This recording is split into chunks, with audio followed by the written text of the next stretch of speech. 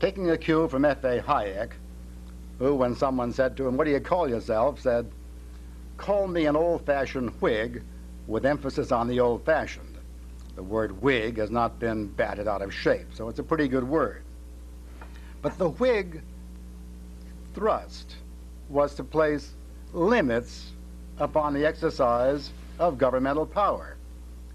That is, on the power that some people possessed to tell other people what to do or what not to do. Well, I began this with a couple of jokes about prohibition. I did that for a reason, because the law is ideally a set of prohibitions. The law says, "Thou shalt not walk on the grass," or the law says, "Thou shalt not drive on the left-hand side of the street," or the law says, "Thou shalt not enter," or whatever. A set of prohibitions. Our forebears, when they wanted to find out what should be prohibited, because obviously if the law is a set of prohibitions, you ought to know what ought to be prohibited, went to their moral code. Now, different cultures and the different high religions have all had their moral codes, and they're remarkably similar, but we're most familiar with what is the fountain source of our moral code, that is, the thou shalt nots, the prohibitions, in the Mosaic Law, or the Decalogue, the Ten Commandments. Now, you run down the Ten Commandments, and you find that some of them are not relevant to political philosophy, because after all, politics should occupy only a very tiny portion of our lives. All the more important things in life, like friendship, love, music, art, play, recreation, are outside the law, outside government.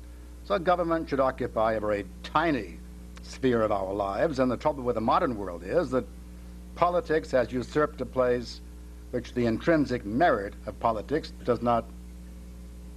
should not give it.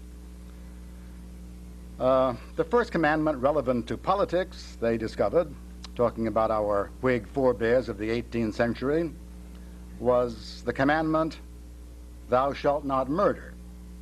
Now, the King James is a wrong translation. It is not "thou shalt not kill," it's "thou shalt not wantonly kill," which is murder, and you can check this out for yourself. Read the context, where the Mosaic Law in Exodus lists a number of crimes for which it says the prescribed penalty is death. Thou shalt not murder. Now, this moral law against murder is based upon the conviction that human life is precious. Therefore, to take it violently is or wantonly is a violation. Thou shalt not murder. This moral law, or portion of the moral law, is built into every statute which punishes theft. The phrase one so often hears, "You can't legislate morality," is only a partial truth. There are certain great moral truths which are protected by laws which prescribe proper punishment. The law against murder is built into every statute which punishes homicide. Read down further, and you come across the commandment, "Thou shalt not steal." Well, obviously, there'd be no sense to a commandment against theft unless private property were a good thing. So the commandment, "Thou shalt not steal," presupposes the sanctity of private property, because private property is an extension of the owner.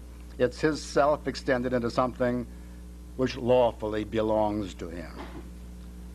Aristotle said that a possession, something you own, is an instrument for maintaining life. If you may not own anything, and if you want to survive, then you become the tool of whoever does own. Now, whether you call this tool a slave or not, a slave is someone who is not permitted to own. A slave works, he produces things. What he produces does not belong to him. but belongs to his master. And this is a violation of the natural order of things, not a violation of the historical order, because in the historical order, if you trace the ancestry of any one of us back a number of generations, you would find in all of our ancestry someone who was a slave. Slavery is a worldwide institution. All kinds of people have enslaved all kinds of other people. And this, I say, is a violation of the natural order of things, the natural order of things being individual liberty and voluntary association. And of course, the idea of voluntary association implies voluntary dissociation. You choose the people with whom you want to associate, and by the same token, you have chosen the ones you don't want to associate with.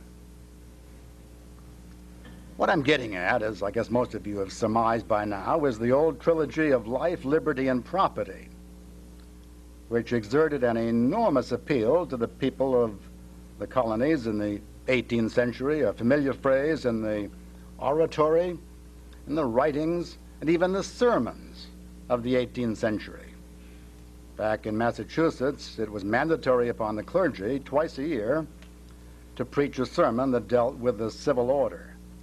The Artillery Day sermon, the Election Day sermon, and once in a while a Thanksgiving Day sermon.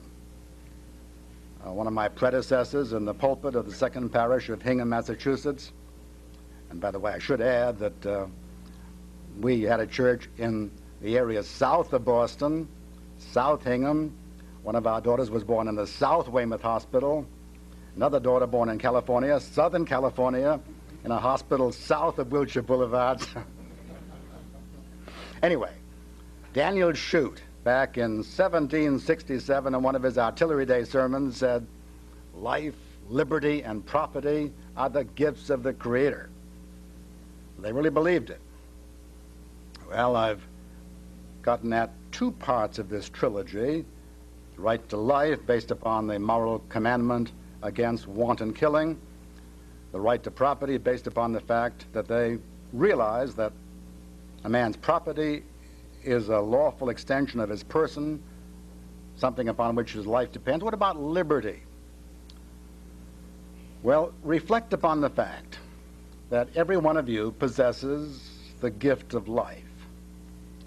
And at the beginning, you didn't exercise that gift very fruitfully. Given a lifetime, you may become a mature adult, having completed the little package of potential, which is all you were when you were born. And so, if you are responsible for yourself and for your life, the responsibility implies freedom to make wrong choices as well as right choices. Every one of us at birth might be said to have been handed a do-it-yourself kit. A do-it-yourself kit for the manufacture of a human being. And in the nature of that case, the completion of that do-it-yourself kit to become a mature adult can't be taken for any person, for some other person. It has to be an inside job which every person does on his own. And to do it, you have to be free, because you can't be responsible otherwise. There's another area of responsibility where our free will is called into play. We live on a planet where things are scarce. If there were an economics laboratory, over the door of that laboratory would be the words, "Things are scarce." Therefore, we have to use the scarce resources of this planet efficiently, non-wastefully, which is to say, economically. Economics, as a matter of fact, is but an extension of the Christian idea of stewardship. Proper stewardship of the earth's resources and of your own energies includes the idea of economics in the way you have to work this out.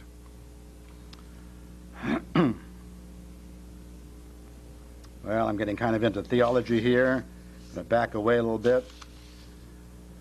What we're getting at, of course, is the question, how do you go about deciding what is the proper scope and function and limitations of governmental power?